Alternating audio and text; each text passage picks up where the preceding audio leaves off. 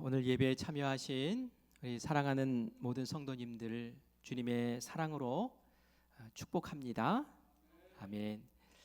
제가 사랑하고 축복합니다라는 그런 말씀도 인사도 자주 하지만 또 자주 하는 인사말 가운데 하나가 평안하시지요라는 그런 인사를 합니다. 주로 이제 카톡에서 이제 인사할 때 주로 그렇게 하는데요. 평안하시지요라는 이 인사말이 사실은 그냥 뭐 형식적으로 하는 것이 아니라 큰 의미를 담고 하는 거예요. 예수님이 부활하신 후에 처음 제자들에게 부활의 몸으로 나타나신 때가 있었습니다. 이때 제자들은 캄캄한 방에 서로 두려움에 떨면서 서로 의지하면서 그곳에 숨어 있었어요. 예수님께서 부활의 몸으로 그들에게 나타나셨을 때 처음 건네셨던 인사 말씀이 있었습니다. 너희에게 평강이 있을지어다. 아멘. 이 평강이라는 것이 평안을 의미하는 거죠. 하나님께서 우리가 행복하고 정말 복되게 살기를 정말 원하시는데요. 우리에게 이런 복을 참 주었으면 좋겠어 하고 작정하시고 하나님이 먼저 제안하신 복이 있었어요. 그 세 가지 복이 민수기 6장에 잘 나오고 있죠. 민수기 6장에 보면은 하나님이 모세에게 축복의 기도를 알려주셔요.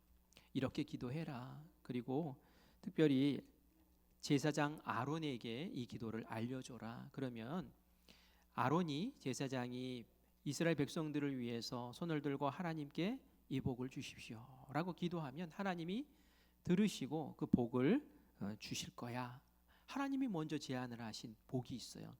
어떤 복일까요? 물질의 복일까요? 육신의 복일까요? 아니면 다른 우리가 세상에서 성공이라고 생각하는 복일까요? 그것과 다른 차원의 복을 말씀하세요. 우리 민수기 6장 24절부터 26절까지의 말씀을 읽겠습니다. 여호와는 내게 복을 주시고 너를 지키시기를 원하며 여호와는 그의 얼굴을 내게 비추사 은혜 베푸시기를 원하며 여호와는 그 얼굴을 내게로 향하여 드사 평강 주시기를 원하노라 할지니라 하라. 이렇게 기도하면은 하나님이 주시기로 약속하신 이 세 가지 복을 주신다는 거예요. 첫 번째 복은 뭐예요? 하나님이 우리에게 물질적인, 영적인, 신체적인 어떤 복을 주셨는데 그것을 위험과 고난 속에서도 재난 속에서도 잘 보호해 주신다는 거예요. 지켜 주신다는 그런 복이죠.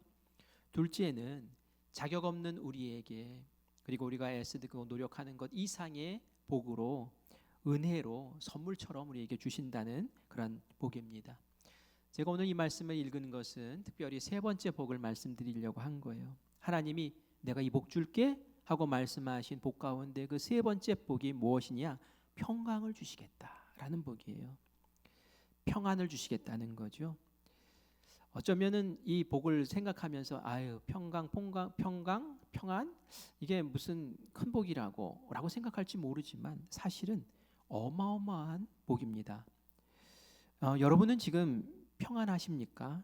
아니면 무거운 짐으로 마음이 두렵고 어렵습니까? 어느 편에 속하세요? 고개로 한번 표시를 해 주십시오. 여러분은 지금 평안하십니까? 예, 아멘 하시는 분도 계시고 고개를 끄덕이는 분도 계시고 빳빳하게 들고 계시는 분도 계시고 고개를 이렇게 들고 계시는 분은 잘 모르겠어요 라는 것도 있을 거고 제 마음은 평안하지 않네요 라는 분도 있을 것 같아요. 예수님이 우리를 초청하십니다. 오늘 이 시간에 수고하고 무거운 짐진 자들아 다 내게로 오라. 내가 너희를 쉬게 하리라. 너희를 쉬게 하리라. 이 말씀이 너희에게 평안을 줄게. 너희의 두려움, 염려, 근심, 걱정 다 내 앞에서 내려놓고 내가 너희를 평강으로 인도해 줄게 라는 그런 초청인 줄 믿습니다. 오늘 이 시간을 통해서 참 평안이 무엇인지 왜 우리는 마음에 두려움이 생기는지 그리고 이것을 극복하기 위해서 어떻게 하면 좋을지 그런 방법들을 같이 깨닫는 은혜의 시간이 되기를 바랍니다. 우리 본문 말씀에서 참 중요한 진리들을 예수님께서 알려주시는데 우리 27절 말씀을 다시 생각하며 읽겠습니다. 평안을 너희에게 끼치노니 곧 나의 평안을 너희에게 주노라. 내가 너희에게 주는 것은 세상이 주는 것과 같이 아니하니라. 너희는 마음에 근심하지도 말고 두려워하지도 말라. 아멘. 이 말씀을 예수님께서 누구에게 하신 걸까요? 제자들에게 한 거예요. 예수님이 제자들과 이제 이별할 때가 점점 다가옵니다. 그러자 예수님이 이별에 대한 이야기를 자꾸 하시는 거예요. 그러자 제자들은 불안해하고 염려합니다. 우리가 따라왔던 예수님이 우리를 두고 어디를 가시다니, 그건 말도 안 되는 거야. 우리는 어떡하라고 하는 두려움과 염려에 쌓여 있었죠. 이때 예수님께서 뭐라고 말씀하세요? 평안을 너희에게 끼치노니 라고 말씀하세요. 끼친다라는 게 무슨 표현일까요? 이것은 선물로 준다는 거예요. 유업으로, 유산으로 물려준다는 거예요. 내가 나의 평안을 너에게, 제자들에게 줄 거야. 그것을 선물처럼 줄 거야 라고 그렇게 말씀하시는 거죠. 그런데 눈길을 끄는 대목이 하나 있어요. 무엇이냐면은 예수님이 나의 평안을 너에게 준다는 거예요. 나의 평안을 너에게 주는데 이것은 세상이 주는 평안과 다르다라고 말씀하세요. 이 말씀은 뭡니까? 세상이 주는 평안도 있고요.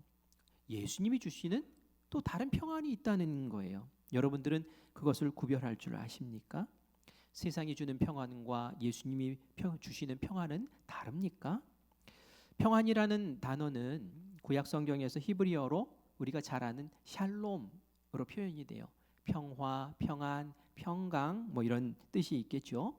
그리고 신약 성경에서 헬라어로는 에이레네라는 그러한 단어로 표현을 합니다. 일반적으로 이런 표현이에요. 마음이나 육체가 편안한 상태, 이것을 성경에서 평안이라고 단어를 사용해서 표현을 하죠. 그런데 세상이 주는 평안과 예수님이 주는 평안이 다르다라고 말씀하셨기 때문에 제가 세상이 주는 평안은 편안이라는 단어로 좀 쓰고 싶고 예수님이 주는 평안은 평안이라는 단어로 좀 구별해서 좀 쓰려고 해요. 세상이 주는 편안도 참 좋습니다. 침대를 바꿨어요. 쿠션이 좋은 침대로 바꿨어요. 탁 누우면서 이 침대 참 편안하네, 그죠? 차를 바꿨어요. 덜렁덜렁 했던 차가 이제는 쿠션도 너무 좋아요. 와, 이 차 편안하네. 어떤 사람들과의 만남 속에서 대화를 나눴는데 이 모임 참 편안하네, 그죠? 편안이라는 단어를 씁니다.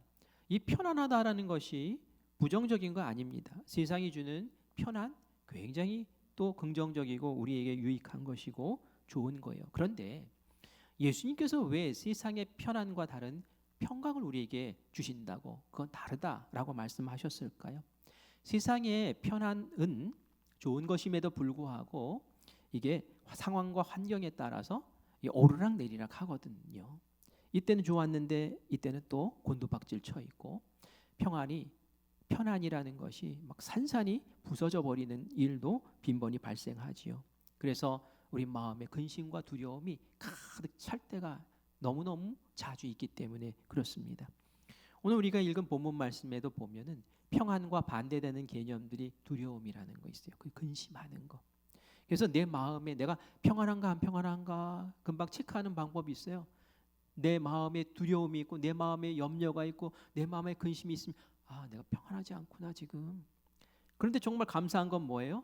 그 평안하지 않은 우리에게 내가 참 평안을 줄게 라고 예수님이 제안하시고, 하나님도 구약에서 내 복으로 주마, 그래서 너희들을 행복하게 해주고 싶어 라고 하나님이 적극적으로 우리에게 말씀하셨다는 거죠.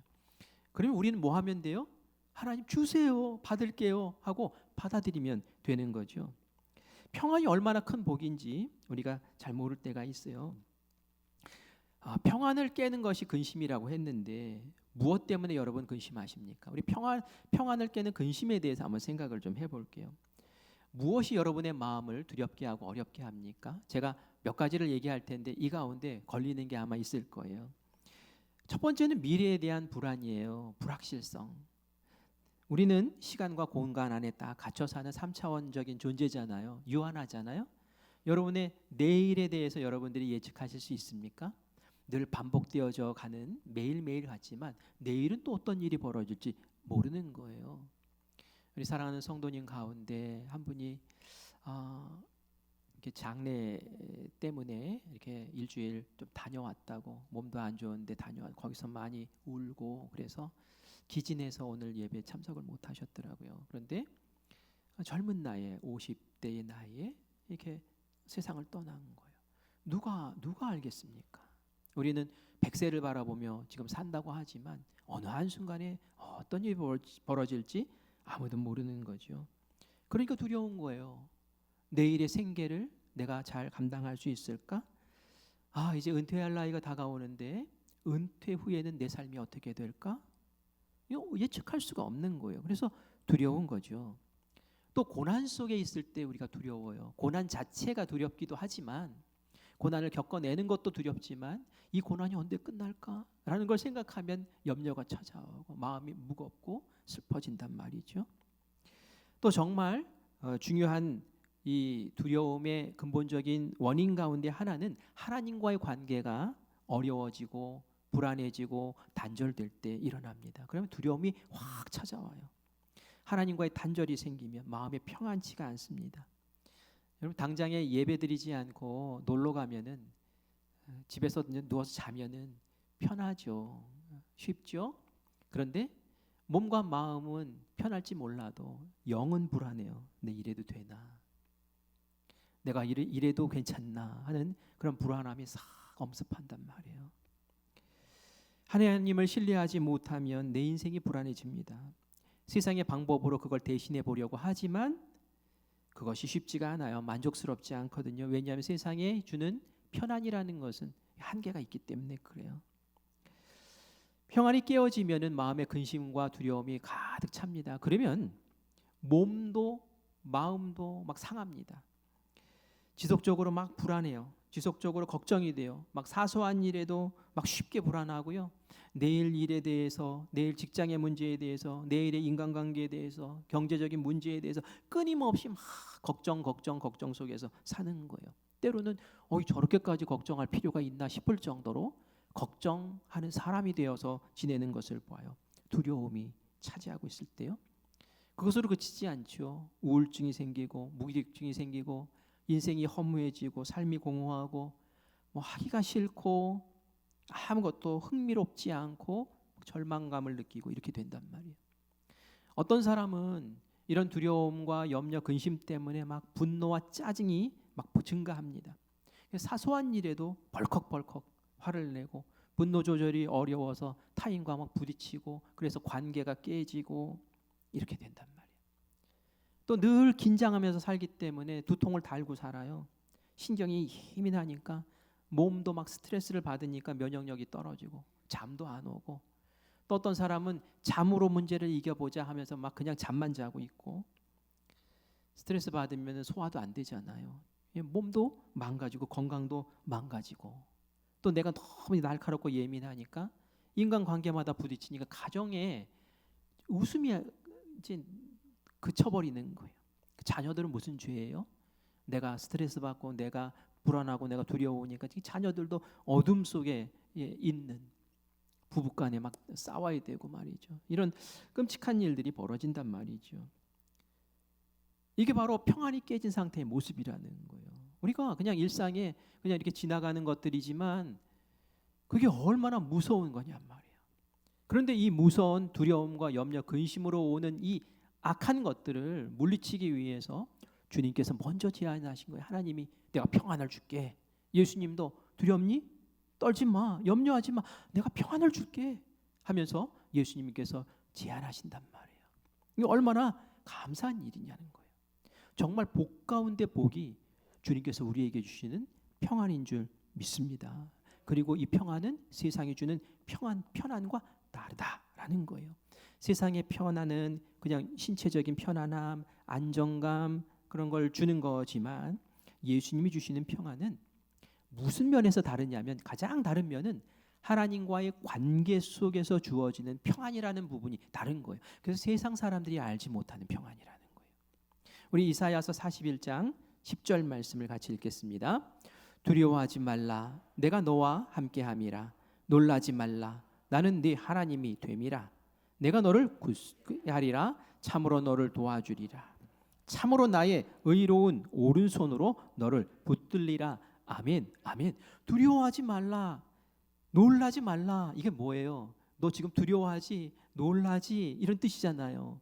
지금 두려움과 근심과 염려 속에서 헤매이고 있는 평화가 깨진, 평강이 깨진 사람에게 지금 말씀해 주시는 거예요. 하나님이 이사야 선지자를 통해서 뭐라고 말씀하십니까? 내가 너와 함께 있다. 하나님이 너와 함께 한다라는 거예요. 나는 네 하나님이다. 하나님이 전능하신 하나님이 그냥 동떨어져 있는 게 아니라 너와 함께하는 너의 하나님이다 라고 그 관계성을 다시 한번 확인시켜 주시는 거예요. 그런 관계성 속에서 내가 너를 도와줄 거야. 내가 의로운 오른손으로 너를 꽉 붙잡아 줄 것이고, 그것을 통해서 네가 더 이상 두려워하지 않고 놀라지 않을 수 있는 그 평강을 너에게 줄게 라고 그렇게 말씀하시는 줄 믿습니다. 이 하나님의 이 음성을 듣고 말씀을 믿으면 마음에 이제 평강이 찾아오는 거죠. 이전까지는 내가 모든 것을 통제하고 내가 이끌고 내가 계획하고 내가 미래를 예측하고 전전긍긍하며 살았던 그 삶이 이제는 하나님께 맡깁니다. 나보다 훨씬 탁월하시고 뛰어나시고 날 사랑하시는 하나님께서 이끄시고 인도하시고 세세하게 다듬으시고 저를 승리의 길로 이끄실 줄 믿습니다 하는 그 믿음을 정말 참 믿음으로 딱 소유하는 그 순간 내 마음의 두려움과 염려, 근심은 온데간데 없이 사라지고 하나님께 주시는 평강이 역사할 줄 믿습니다. 여러분, 이 시간 한번 고백해 보세요. 여러분의 미래에 대한 고민, 두려움 속에 근심하지 않으셔도 되겠습니까? 누구 때문에 가능합니까? 하나님 때문에, 예수님 때문에 가능한 줄 믿습니다. 하나님과의 관계 속에서. 지금은 은퇴하셨지만 우리 김동호 목사님, 제가 그분의 설교를 이제 자주 듣고 그래요.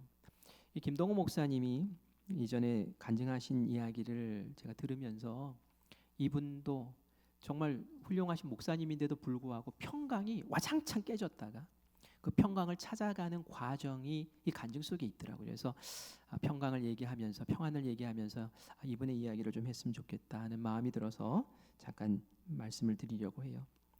김동호 목사님이 평강이 와장창 깨진 것은 다른 것이 아니었어요. 폐암에 걸린 것 때문에 그랬어요. 폐암에 걸렸고 그리고 수술을 하고 항암 치료를 받았어요. 그런데 항암 치료를 받으면서 그렇게 힘들었대요. 그러면서 교인들한테 너무 미안했대요. 왜냐하면은 이전에 그 교인들 가운데 암에 걸려서 항암 치료 받는 분들이 있을 때 병원에 가서 이제 손잡고 기도도 해주고 그랬는데 그때 그 마음이 지금 마음 같지가 않더라는 거죠.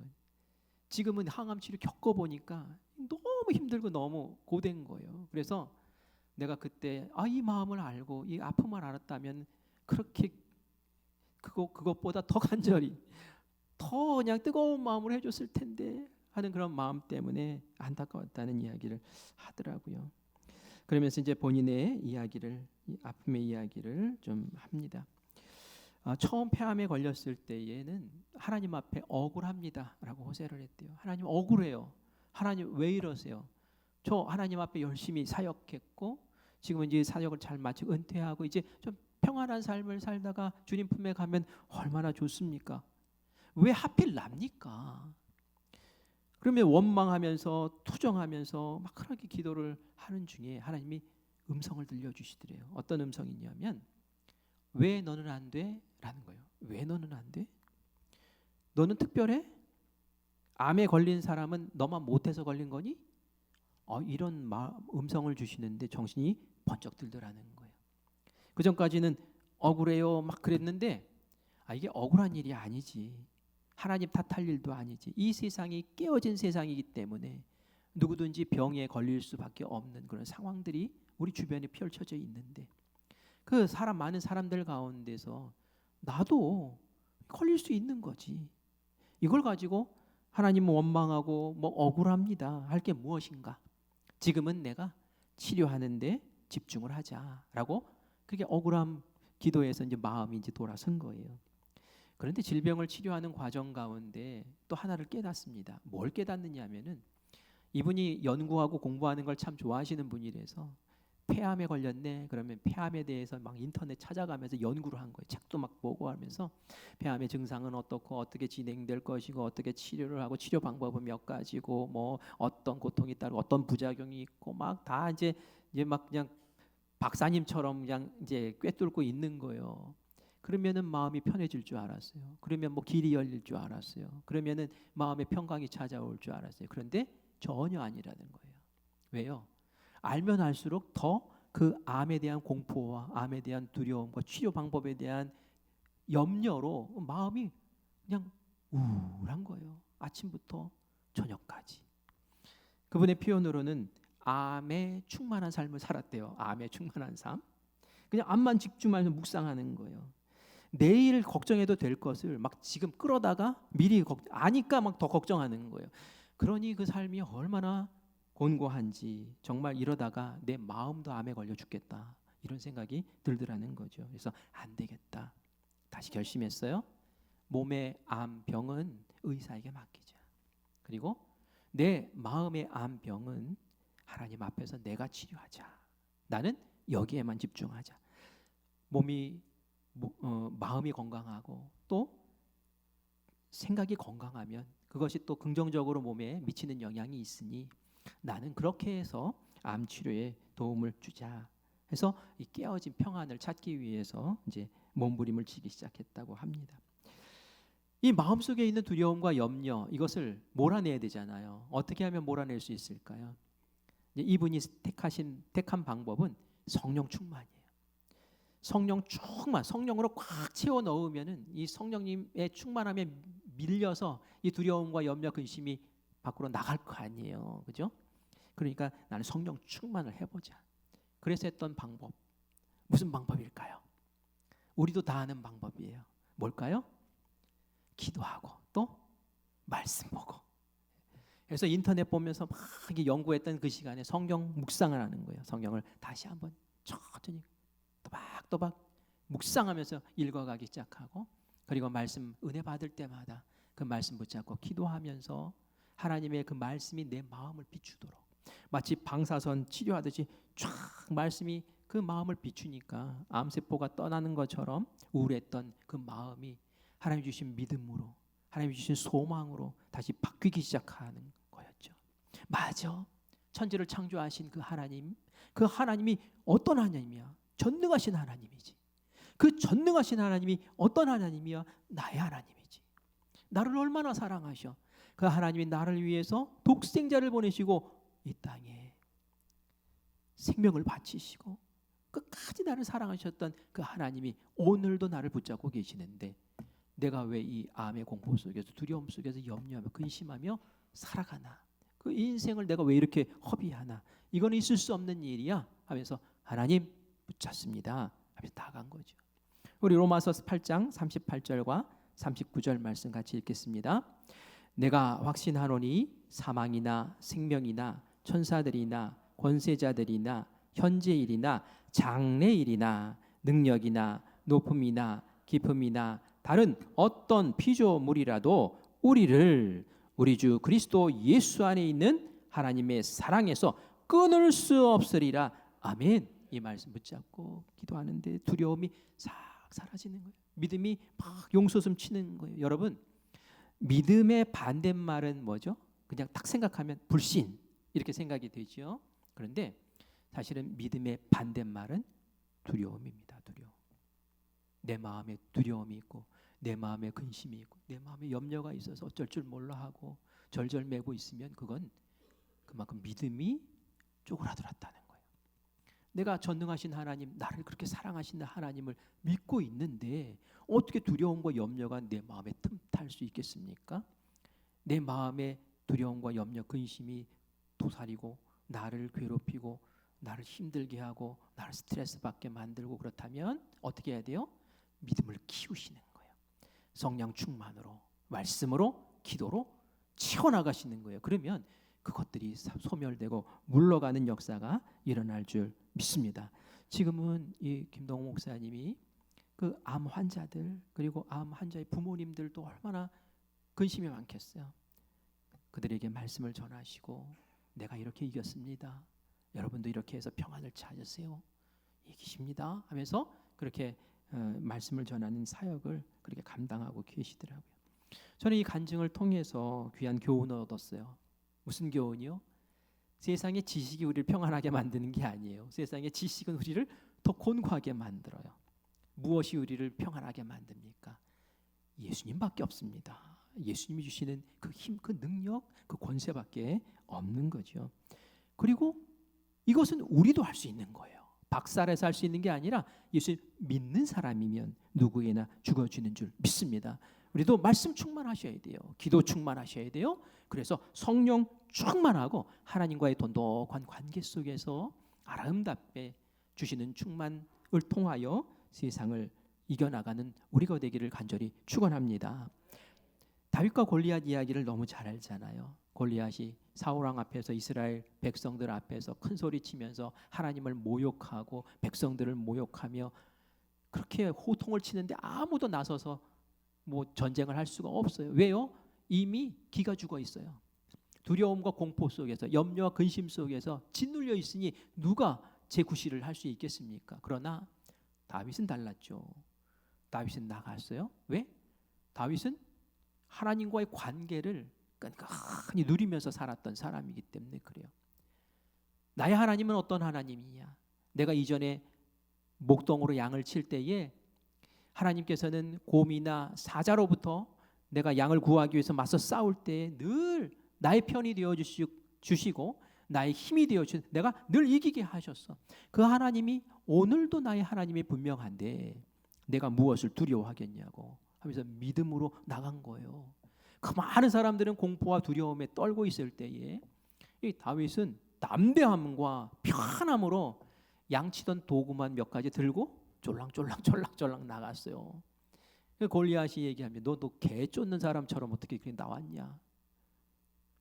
그때 얘기합니다. 나를 구원하신 하나님이 나를 지금도 구원하실 줄 믿는다 하면서 예수님의 하나님의 이름 부르며 돌을 던졌을 때에 이 골리앗 물리친 줄 믿습니다. 우리가 이렇게 두려움과 공포 그 어둠의 대상들을 향해서 하나님과의 관계성 속에서 이렇게 믿음으로 물리쳐야 될 줄 믿습니다. 심지어 사도 바울은 죽음을 두려워하지 않았어요. 죽음을 두려워하지 않았어요. 이 세상에 가장 공포스러운 게 사실 죽음 아닙니까? 그런데 이 사도 바울은 죽음을 향해서 호통을 칩니다. 고린도전서 15장 말씀에 보면 이렇게 얘기해요. 사망아, 너의 승리가 어디 있느냐? 사망아, 네가 쏘는 것이 어디 있느냐? 하면서 막 사망에 대해서 막 호통을 치는 거예요. 왜 이렇게 사망을 두려워하지 않는 거죠? 이 사도 바울은 예수 그리스도의 부활로 말미암아 우리에게 영원한 죽음이 아니라 우리에게 영원한 생명이 있는 것을 너무나 잘 알았기 때문인 줄 믿습니다. 영원한 생명이 있는데 사망이 뭐가 두려워요. 그러니까 막 호통을 치는 거예요. 요한복음 11장 25절 26절 같이 읽겠습니다. 예수께서 이르시되 나는 부활이요 생명이니 나를 믿는 자는 죽어도 살겠고 무릇 살아서 나를 믿는 자는 영원히 죽지 아니하리니 이것을 내가 믿느냐? 아멘. 아멘. 여러분 믿습니까? 아멘. 이 믿음을 가지고 있으면 죽음의 두려움도 물리칠 수 있을 줄 믿습니다. 사도 바울은 믿었어요. 그러니까 본인이 이제는 순교당하는 그 자리에 서게 되는데도 불구하고 예수님 믿는 그 신앙 꽉 붙잡고 가는 거예요. 주님 버리지 않는 거예요. 초대교회 교인들도 사자밥이 되고 껍질이 벗겨지고 십자가에 달리고 불태워지고 하는 그러한 끔찍한 일이 눈앞에 있는데도 불구하고 나는 예수님 배신할 수 없다. 나는 부활의 그 길, 생명의 그 길을 걷겠다.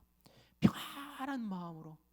그래서 많은 사람들이 그 모습 보면서 뭐 기겁을 하잖아요. 어떻게 저 사람들은 저럴 수 있느냐.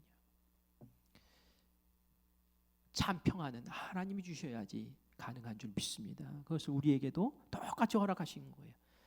여러분 두려워하지 마세요. 죽음을 두려워하지 마세요. 죽음은 하나님께 가는 문턱일 뿐이에요.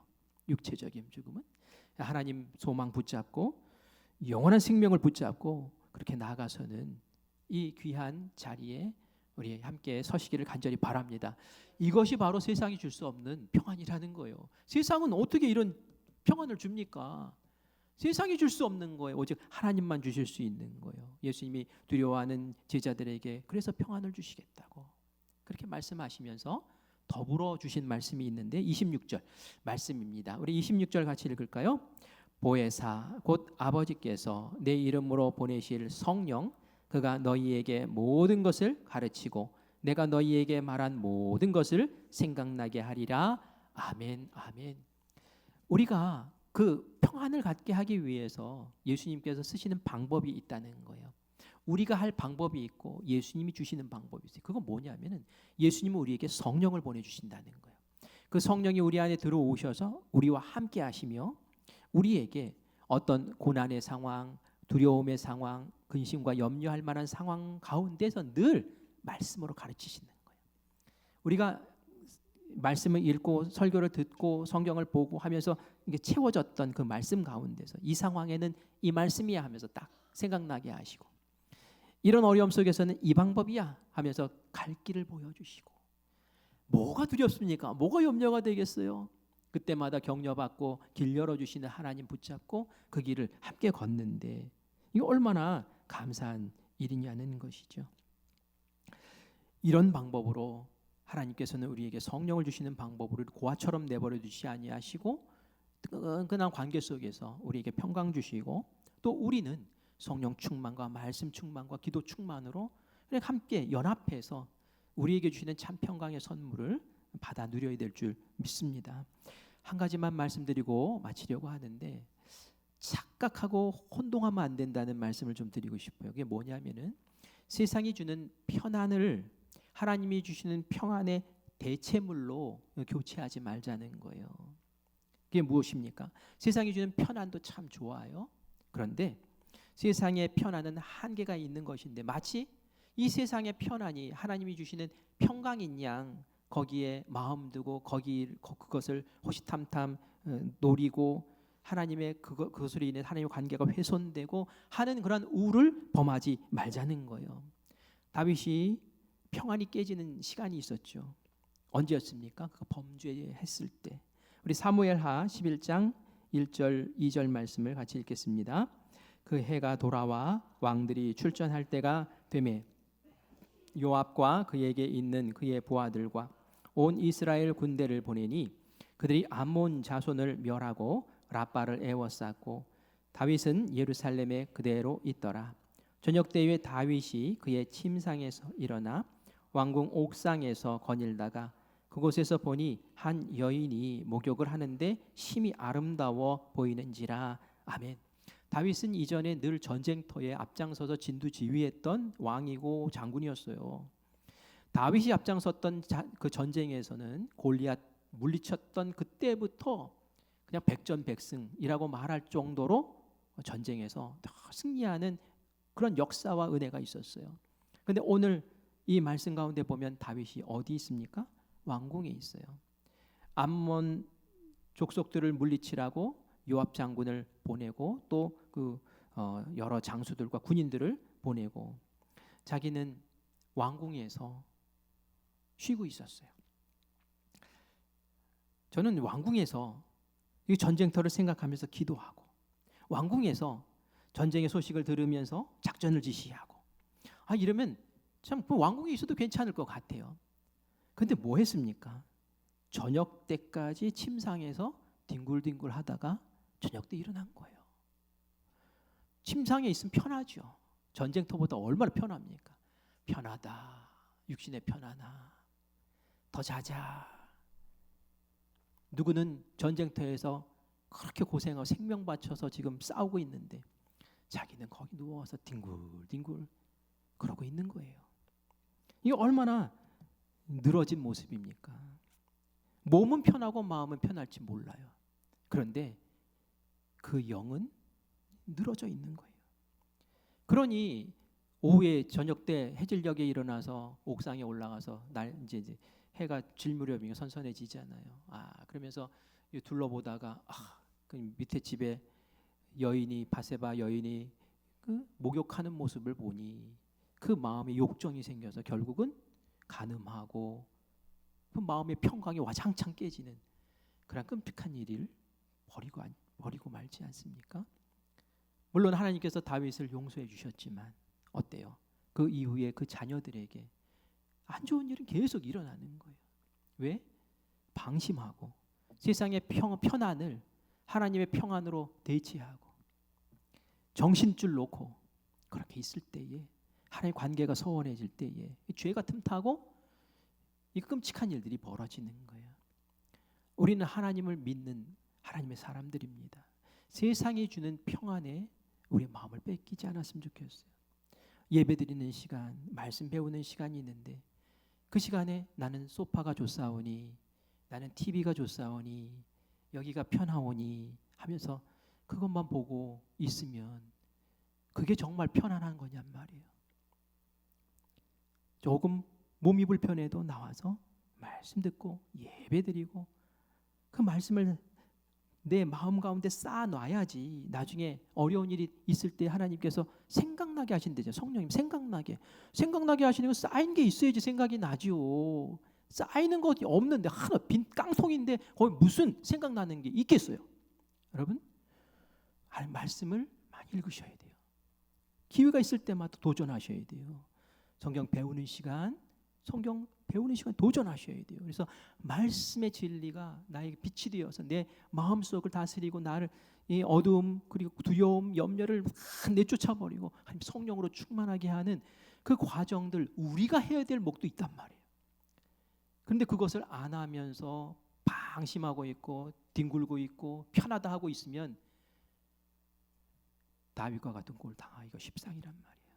우리가 이제 2월을 마감하고 3월로 들어섭니다. 3월에는 우리 속회도 해요. 또 성서대학 아카데미도 있어요. 여러분 뭐 하시려고? 집중하셔야 돼요. 도전하셔야 돼요. 말씀 배우고 또 성경 읽고 또 속회 모임에서 풍성하게 나누고 그래야지. 좀 쉬자, 좀 놀자, 좀 즐기자, 좀 편하자.